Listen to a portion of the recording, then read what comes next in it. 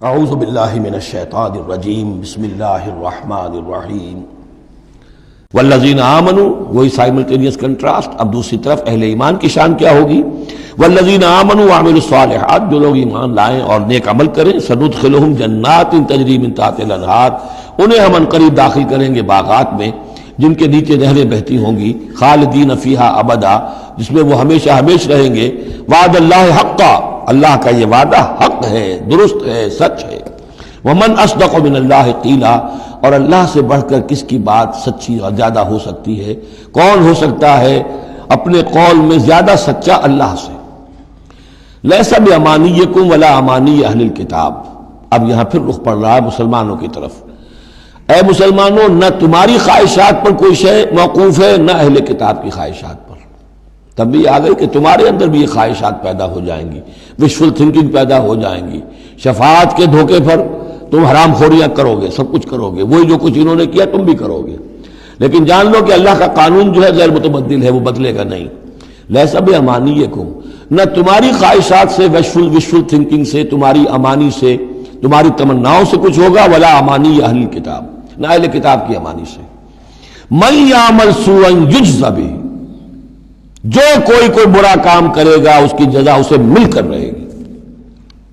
بہت سخت الفاظ ہیں یہ، اگرچہ اس میں نرمی کا پہلو ہے، اس لیے کہ بعض اوقات بدی کی جگہ پر نیکی جو ہے وہ اس کو اثر کو دھو دے گی، لیکن اکاؤنٹ فار تو ہو گیا نا. مطلب یہ اکاؤنٹ فار ہو کر رہے گی ہر شے. اب یہ ہے کہ کسی کی نیکی نے اس کی بدی کو چھپا لیا، کسی نے غلطی کی تھی، اس نے توبہ کی صدق دل کے ساتھ، وہ اس کی بدی جاتی رہی، لیکن اکاؤنٹ فار ہوگا معاملہ. توبہ کو دیکھا جائے گا، توبہ سچی تھی، واقعی تھی، واقعی اس نے اس حرکت کو پھر چھوڑ دیا تھا کہ نہیں، یا یہ صرف یہ کہ زبان سے گردان ہو رہی تھی استغفر اللہ ربی من کل ذنب واتوب الیہ، اور سارا وہ گناہ جو ہے اور حرام خوری جو کہ تم جاری تھی، تو وہ توبہ نہیں ہے. من یعمل سوءا یجز بہ ولا یجد له من دون اللہ ولیا ولا نصیرا، اور نہیں پائے گا وہ اللہ کے سوا نہ کوئی حمایتی، بلکہ یہاں ترجمہ ہوگا اللہ کے مقابلے میں نہ کوئی حمایتی پائے گا، نہ کوئی مددگار. ومن یعمل من الصالحات من ذکر او انثی، اور جو کوئی عمل کرے گا نیکیوں کا، خواہ وہ مذکر ہو خواہ مؤنث ہو، مرد ہو یا عورت ہو، وہو مومن، ہو مومن صاحب ایمان، فاولئک یدخلون الجنۃ ولا یظلمون نقیرا، تو یہ وہ لوگ ہیں کہ جو جنت میں داخل ہوں گے اور ان کی کوئی حق تلفی تل کے برابر بھی نہیں کی جائے گی.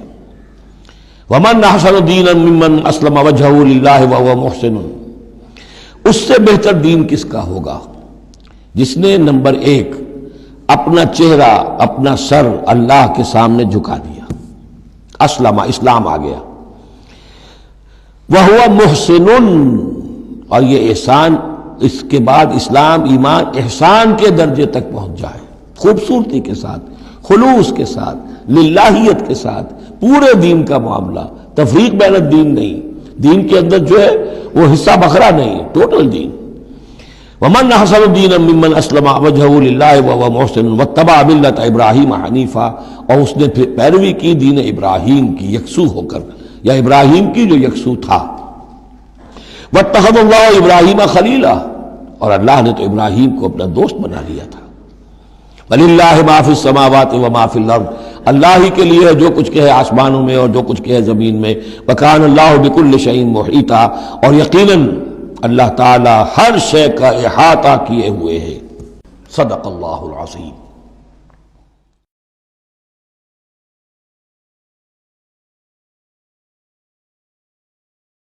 اعوذ باللہ من الشیطان الرجیم بسم اللہ الرحمن الرحیم. اب جو حصہ آ رہا ہے یہ وہی مسلمانوں سے خطاب ہے، لیکن اس میں ایک استدراک سمجھیے کہ جو شروع میں کچھ آیتیں آئی تھیں خواتین کے معاملے میں، یتیم عورتوں کے معاملے میں، ان سے نکاح کے معاملے میں یا طلاق کے معاملے میں، اب اس میں کچھ وضاحتیں، کچھ سوالات مسلمانوں کی طرف سے ہوئے، مزید وضاحتیں طلب کی گئیں تو اللہ نے یہ وضاحتیں نازل کی ہیں.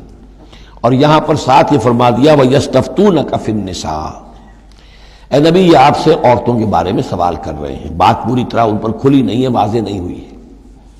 قُلِ اللَّهُ يُفْتِيكُمْ فِيهِنَّ، ٹھیک ہے کہہ دیجئے اے نبی ان سے، اللہ تمہیں فتویٰ دیتا ہے، بتاتا ہے، وضاحت کرتا ہے ان کے بارے میں.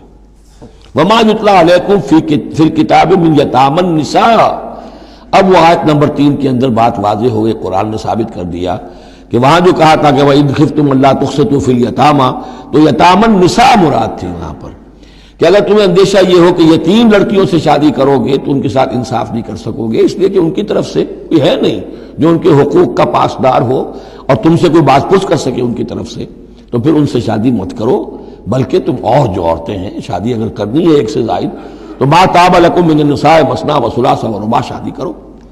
تو یہاں فرمایا وہ تھا عورتوں کی، یتیم عورتوں کے بارے میں وہ حکم تھا، ما یتلی علیکم، جو تمہیں سنایا گیا، جو سنایا جا رہا ہے کتاب میں، فی یتامی النساء، ان عورتوں کے بارے میں کہ جو یتیم ہیں، وہ عورتیں یا لڑکیاں، لا تؤتونہن ما کتب لہن، تم دیتے نہیں ہو انہیں جو اللہ نے ان کے لیے لکھ دیا ہے، بغیر مہر کے یتیم بچی تھی، آپ نے شادی کر لی، کون اس کی طرف سے مہر طلب کرے گا؟ وَتَرْغَبُونَ أَن تَنكِحُوهُنَّ، اور چاہتے ہو کہ اسے نکاح بھی کرو، وَالْمُسْتَضْعَفِينَ مِنَ الْوِلْدَانِ، اسی طرح بچے جو ہیں ان کے ساتھ بھی جو ظلم ہوتا ہے، وَأَن تَقُومُوا لِلْيَتَامَىٰ بِالْقِسْطِ، اور وہ جو ہم نے تفصیل سے احکام دیے ہیں کہ یتیموں کے معاملے میں انصاف پر کاربند رہو، وَمَا تَفْعَلُوا مِنْ خَيْرٍ فَإِنَّ اللَّهَ كَانَ بِهِ عَلِيمًا، اور جو خیر بھی تم کرو گے اللہ اس سے واقف ہے، تمہاری نیتوں کو جانتا ہے۔ تو وہ احکام ہے، بنیادی ہدایات دے دی گئی ہیں، اور اس میں اس سے اضافی شے جو ہے وہ یہ ہے کہ تمہاری نیت صاف ہونی چاہیے۔ واللہ یعلم المفسد من المصلح، اللہ جانتا ہے کہ کون حقیقت میں شرارتی ہے اور کون جو ہے اس کی نیت صحیح ہے۔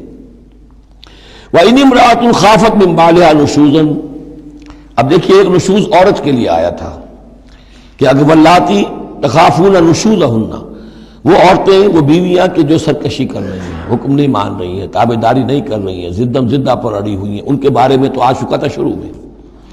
اب یہاں عورتوں پر بھی تو ہو سکتا ہے کہ مرد ظلم کر رہا ہے، مرد جو ہے وہ ان کا حقوق ادا نہیں کر رہا ہے، شوہر جو ہے وہ اپنی قوامیت جو ہے اس کو غلط طریقے پہ استعمال کر رہا ہے، روب ڈالتا ہے، دھونس دیتا ہے، یا اور بری طریقے سے ستاتا ہے، تنگ کرتا ہے، تنگ کر کے وہ مہر معاف کرواتا ہے، یا کچھ اور، اگر ذرا اس کے والدین اچھے کھاتے پیتے ہیں تو لاؤ اپنے والدین کے گھر سے۔ یہ ساری گندگیاں جو ہمارے معاشرے میں ہوتی ہیں اور عورتیں بیچاری اس میں پستی ہیں، وہ جو چکی کے دو پارٹوں کے مابین۔ وَإِنِ امْرَأَةٌ خَافَتْ مِن بَعْلِهَا نُشُوزًا، اور اگر کسی عورت کو اپنے شوہر سے اندیشہ ہو جائے کہ وہ زیادتی کرے گا، وہ زیادتی کر رہا ہے اور وہ اس کے حقوق ادا نہیں کر رہا، او اعراضاً، یا اب وہ اس کی طرف میلان ہی نہیں رکھتا، اب وہ گویا کہ بیوی ہے ہی نہیں، اس کی طرف کوئی میلان نہیں، کوئی نئی شادی رچائی ہے اور سارا جو ہے توجہ جو ہے وہ اب نئی نویلی دلہن کی طرف ہے، اور اعراضاً، جی بڑھ گیا، توجہ ہٹ گئی، فلا جناح علیہما، تو ان دونوں پر کوئی الزام نہیں ہوگا، ان یصلحا بینہما صلحا، کہ وہ آپس میں بیٹھ کر صلح کر لیں، صلح سے مراد یہاں پر اپنا معاملہ طے کر کے اور عورت خلا کر لے، بس صلح و خیر۔ لیکن خلا کرنے میں جیسا کہ ہم پڑھ چکے ہیں عورت کو مہر چھوڑنا پڑے گا، لیا تھا تو کچھ واپس کرنا پڑے گا۔ والصلح خیر، صلح اچھی ہے۔ وَأُحْضِرَتِ الْأَنفُسُ الشُّحَّ، البتہ جو انسانی نفس ہے اسے لالچ جو ہے اس پر مسلط رہتا ہے، مرد چاہے گا میرا پورا مہر واپس کرو، عورت چاہے گی کہ مجھے کچھ بھی واپس نہ کرنا پڑے۔ وَإِن تُحْسِنُوا، یہ آ چکا ہے سورہ بقرہ کے اندر، یہ مضامین آ چکے ہیں۔ وَإِن تُحْسِنُوا، اگر تم نیکی کرو، تم مرد ہو، تم مردانگی کا ثبوت دو، اس معاملے کے اندر نرمی کرو، ان کا حق جو ہے زیادہ رکھو۔ وَتَتَّقُوا فَإِنَّ اللَّهَ كَانَ بِمَا تَعْمَلُونَ خَبِيرًا، اور تم تقویٰ کی روش اختیار کرو تو جان لو کہ اللہ تعالیٰ تمہارے تمام اعمال سے باخبر ہے۔ وَلَن تَسْتَطِيعُوا أَن تَعْدِلُوا بَيْنَ النِّسَاءِ، اچھا وہاں یہ آیت بھی آئی تھی کہ وَإِنْ خِفْتُمْ أَلَّا تَعْدِلُوا فَوَاحِدَةً، اگر تمہیں اندیشہ یہ ہو کہ تم اپنی بیویوں پہ اگر ایک سے زائد ہیں، دو ہیں، تین ہیں، چار ہیں، تو عدل نہیں کر سکو گے تو پھر ایک ہی پر اکتفا کرو، پھر دوسری شادی مت کرو۔ تمہیں اطمینان ہے، تمہیں اپنے اوپر یہ اعتماد ہے کہ تم یہ عدل کر سکتے ہو تب دوسری شادی کرو، ورنہ نہیں۔ لیکن اب اس میں جیسا کہ میں نے عرض کیا تھا کہ کچھ چیزیں تو ہوتی ہیں گنتی کی، ناپ تول کی، اس میں تو عدل ہو سکتا ہے، لیکن ایک قلبی میلان جو ہے اس کے اندر تو ظاہر بات ہے انسان کے اختیار میں نہیں ہے۔ حضور صلی اللہ علیہ وسلم نے اپنی تمام ازواج کے لیے ہر چیز گن گن کر یعنی باریاں بھی مقرر تھیں آپ کی شب باشی کی. دن میں بھی اب آپ ایک چکر لگاتے تھے عصر اور مغرب کے درمیان تو تھوڑی تھوڑی دیر ہر اپنی زوجہ محترمہ کے پاس ٹھہرتے تھے.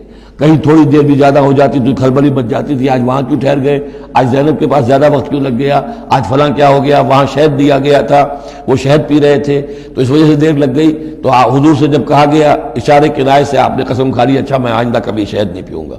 حضور نے اللہ تعالیٰ نے ٹوک دیا کہ حضور یہ کیوں آپ قسم کھا رہے ہیں، لما تحرم ما احل اللہ لک تبتغی مرضات ازواجک. تو یہ چیزیں جو ہوتی ہیں انسانی معاشرے میں بہرحال بہت بہتر معاملہ تھا، بہت بہتر تھا حضور کی ازواج مطہرات کا آپس میں. لیکن یہ کہ بالکل ظاہر بات ہے کہ کچھ نہ کچھ تو شوق ناپا جو ہوتا ہے اس کے کوئی نہ کوئی اثرات تو ہوتے ہیں. یہ عورت کی فطرت ہے، اس کے اندر اختیار میں نہیں ہے. تو یہ چیزیں جو ہے فرمایا کہ اگر تم ولن تستطیعوا ان تعدلوا بین النساء، تمہارے لیے ممکن ہی نہیں ہے کہ تم عورتوں کے مابین انصاف کر سکو. مراد کیا ہے؟ قلبی میلان. یہ حدیث کے اندر واضح ہو گیا. اور حضور فرمایا کرتے تھے کہ اللہ جو بھی چیزیں ہیں میں نے اس میں پورا عدل کیا ہے، باقی جہاں تک میرے دل کا میلان کا تعلق ہے مجھے امید ہے تو مجھ سے مواخذہ نہیں کرے گا. یہ ہے ظاہر بات ہے. لیکن اگر تم چاہو بھی تو تم عدل نہیں کر سکتے. وَلَن تَسْتَطِيعُوا أَن تَعْدِلُوا بَيْنَ النِّسَاءِ وَلَوْ حَرَصْتُمْ، چاہے تم کتنے حریص ہو اس کے نہیں کر سکتے. فَلَا تَمِيلُوا كُلَّ الْمَيْلِ، تو ایسا نہ ہو کہ ایک کی طرف پورے کے پورے جھک جاؤ. میلان، میل، کل المیل، ایک ہی کی طرف پورا میلان ہو جائے. فَتَذَرُوهَا كَالْمُعَلَّقَةِ، کہ دوسری بیوی معلق ہو کر رہ جائے، اب نہ وہ شوہر والی ہے اور نہ آزاد ہے، اس سے کوئی تعلق ہی نہیں. وَإِن تُصْلِحُوا وَتَتَّقُوا، اگر تم اصلاح کر لو اور تقوی کی روش اختیار کرو. فَإِنَّ اللَّهَ كَانَ غَفُورًا رَحِيمًا، تو اللہ تعالیٰ بھی غفور اور رحیم ہے. صدق اللہ العظیم.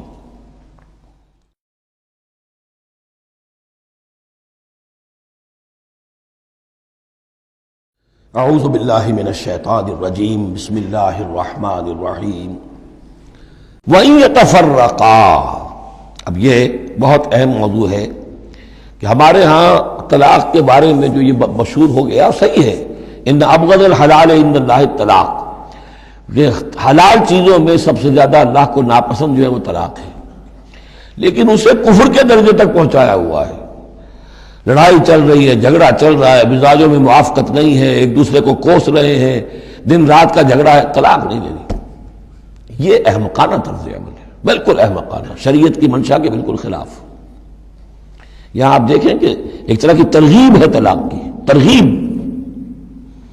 وَإِن يَتَفَرَّقَا، اب اگر وہ متفرق ہو جائیں، علیحدہ ہو جائیں، سیپریشن جو آپ استعمال کرتے ہیں، سیپریٹ ہو جائیں.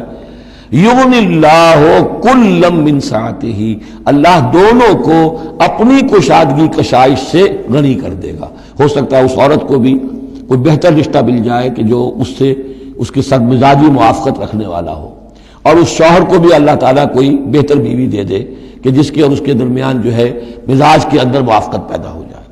تو یہ کہ عدم موافقت ہے، لڑتے رہنا ہے، دنگا فساد ہے، لیکن یہ کہ وہ طلاق نہیں دینی ہے، یہ ہندوانہ اثرات ہیں ہم پر نمبر ایک، اور دوسرے عیسائیانہ اثرات ہیں. عیسائیت میں بھی طلاق حرام ہے، اس لیے کہ قانون اصل میں شریعت، انجیل میں شریعت اور قانون تو ہے ہی نہیں. لیکن جو حضور نے فرمایا ان ابغض الحلال عند اللہ الطلاق، ایسی ہی کوئی بات حضرت مسیح نے فرمائی کہ طلاق اگر بلا وجہ کوئی شخص طلاق دے دیتا ہے تو یہ ایسا ہی ہے، فرض کیجئے کہ اب وہ عورت جو ہے اس کی وہ بے سہارا رہ گئی، ہو سکتی ہے کہ اس کا آوارہ ہو جائے، تو گویا کہ اب اس کی گناہ کا وبال اس پر ہوگا کہ جس نے اسے طلاق دی ہے بلا سبب طلاق دے دی. اب وہ عورت جو ہے اگر اس کی شادی اور نہیں ہوئی تو اس کی آوارگی کا امکان موجود ہے. تو اس کو سمجھنا چاہیے کہ یہ اخلاقی تعلیم تھی، یہ قانونی تعلیم نہیں تھی. قانونی تعلیم تو وہی ہے کہ جو تورات کے اندر ہے. آپ حضور حضرت مسیح فرما کر گئے ہیں کہ یہ نہ سمجھو کہ میں قانون کو ختم کرنے آیا ہوں. موزائک لا جو ہے حضرت موسیٰ کی شریعت وہ تم پر نافذ رہے گی، لاگو رہے گی، عائد رہے گی. تو قانون قانون ہے اور اس کے ساتھ اخلاق کی تعلیم ہوتی ہے. اس کو انہوں نے قانون بنا دیا، نتیجہ یہ ہوا جب تک بیوی کے اوپر آپ بدکرداری کا الزام ثابت نہ کر دیں آپ طلاق نہیں دے سکتے. لہذا وہ 100 طریقے کر کے پہلے اسے بدکردار بناتے ہیں اور پھر اس کا ثبوت لیتے ہیں، تب جان چھڑاتے ہیں، ورنہ جان چھوڑ نہیں سکتی. تو یہ سارا کا سارا معاملہ جو ہے شریعت کے اندر تو جو صحیح راستے رکھ دیے گئے ہیں ان کو اگر چھوڑا جائے گا تو پھر غلط راستے اختیار کرنے پڑیں گے۔ تو ایک ہندوانہ اثرات جو ہمارا پس منظر ہے، اور ایک جدید تہذیب کے جس پر عیسائیت کا غلبہ ہو گیا تھا، ان کے ہاں کے اثرات کی وجہ سے یہ طلاق کا معاملہ ہمارے ہاں تقریباً کفر بنا دیا لوگوں نے۔ وَإِن يَتَفَرَّقَا يُغْنِ اللَّهُ كُلًّا مِّن سَعَتِهِ، اگر وہ علیحدہ ہو جائیں، نہیں مزاجوں کی موافقت ہو رہی، وَكَانَ اللَّهُ وَاسِعًا حَكِيمًا، اللہ بڑی وسعت رکھنے والا ہے، بڑی سمائی رکھنے والا ہے، اس کے خزانے بڑے وسیع ہیں، حکیم ہے، حکمت والا ہے، اس کا ہر حکم جو ہے وہ حکمت پر مبنی ہے۔ صدق اللہ العظیم۔